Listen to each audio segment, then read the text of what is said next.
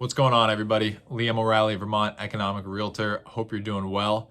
As I was doing research for this video, trying to look up different articles and find different topics to talk about, which if you would like me to touch on any topic, please leave a comment in the description or you can reach out to me directly. It really helps me. I mean, coming up with these topics is a difficult part of this process of making these videos and starting this channel.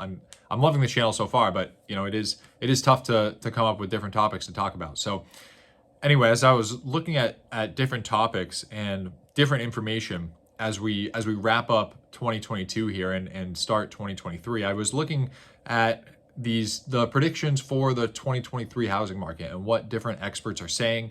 And I was pretty shocked at the variety of opinions that are out there. It seems like whatever you think is going to happen in the 2023 housing market, you can find an expert that has that exact same opinion as you, which I think is a little bit dangerous and something that you should take with a grain of salt. I'm going to leave an article in the description by Fortune Magazine, which I thought was very interesting.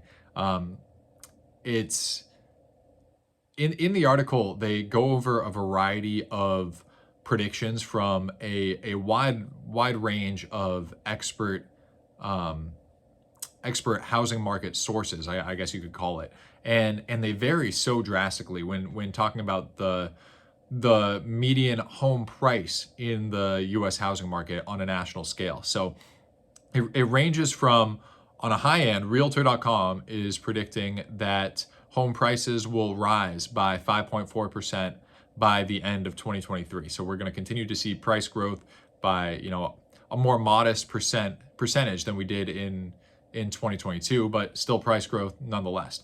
And on the other side of that, Pantheon Economics or Macroeconomics predicts that the median home price will drop by 20%. So, and I think they have 20 different sources in this Fortune.com article of 20 different opinions. I mean, nobody is predicting the exact same thing. And these are companies that have teams of people that are looking at economic data, looking at what's happened in the past, looking at what's going on in the market right now, and using that to predict what's going to happen in 2023.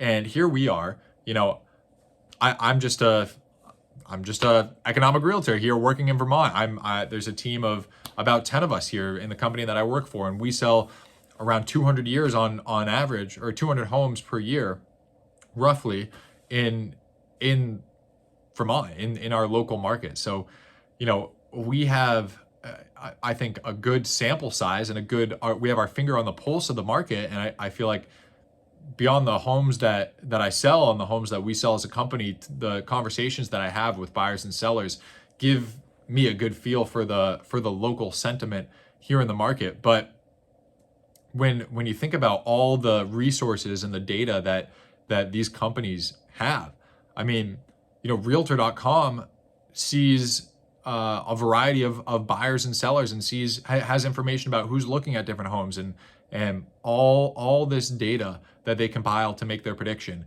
And they can be way off from a similar company like Redfin, who essentially has the same data to work with. I mean, I guess they probably vary slightly, but I got to imagine it's pretty similar data that they're working with. And Redfin comes up with a conclusion that housing prices are going to drop by 4%. So there's almost a 10% difference just between Realtor.com and Redfin. So, if your housing market opinion, if you think that the housing market on a national scale is going to rise by 5.4%, or you think it's going to fall by 20%, if you fall anywhere in that spectrum, you can find an expert who thinks the exact same way. And you can find reasons to support what you feel and support your opinion, which in my opinion is dangerous. It's a dangerous route to go because of these 20 opinions that they gave, or these 20 experts that made their prediction, none of them were the same. Nobody was predicting the same thing for median home prices. So I don't know. I guess what I'm trying to say is that it's important to look at different opinions. It's important not to shed a blind eye and get stuck in one way of thinking, because if you think that housing prices are going to rise by 5.4% next year and they end up dropping by 20%, you could have probably protected yourself, or at least been open to hearing why they were going to drop by 20%, as opposed to rise by 5%, if that's the direction that things go. Me personally, I land somewhere in the middle. I think with the local Vermont market, I think I've been pretty clear on this channel that, at least where I'm at around Chittenden County, in my opinion, I think it's prices are most likely to flatline. I think there's not much risk to the downside overall, because supply is constrained, and that when the Fed does drop rates, if they drop them significantly, there's enough buyers waiting on the sideline and not enough sellers, not enough inventory, that it's going to cause another pinch in the market, and prices are going to shoot right back up. But at the same time, I'm not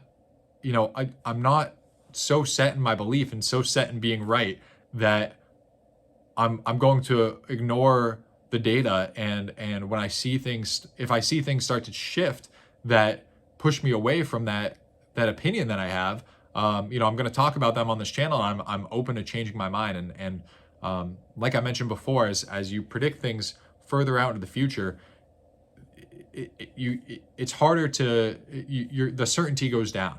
It's your probabilities can be higher the closer you are, or the shorter out you're predicting, but the further out you go, it's tough to predict. So I'm certainly open to the possibility that the market could crash around here, and we're going to keep looking at that data and seeing that. And I'm also open to I'm open to the fact that it could be flatlining, and I'm open to the fact that it could go up more. So yeah, we're going to just keep looking at the data and see what's happening in the current market. Put our most weight on the short-term predictions, and take the long-term predictions with a grain of salt. So looking back into what some of these companies were predicting in 2021 and for the 2022 market, I mean, let's see here. They were thinking, for the 2021 market, Realtor.com was predicting that home sales and inventory were going to increase. They thought that there was going to be more houses on the market, that there were going to be more sellers. I mean, there were a lot of sellers, but inventory didn't really increase in 2021. In 2022, Redfin and a handful of these other sites were predicting that mortgage rates would increase to 3.6% by the end of 2022. And here we are sitting at somewhere in the ballpark of 6.5%, with rates that went all the way up to 7%. And they were predicting modest growth throughout 2022, and overall a less crazy market, than in 2021. And I think, when we look back at the data, from the experience of 2022, I think it was more crazy than 2021. We had wild bidding wars, tight inventory, and then as rates increased at a drastic rate, it caused a lot of confusion in the market.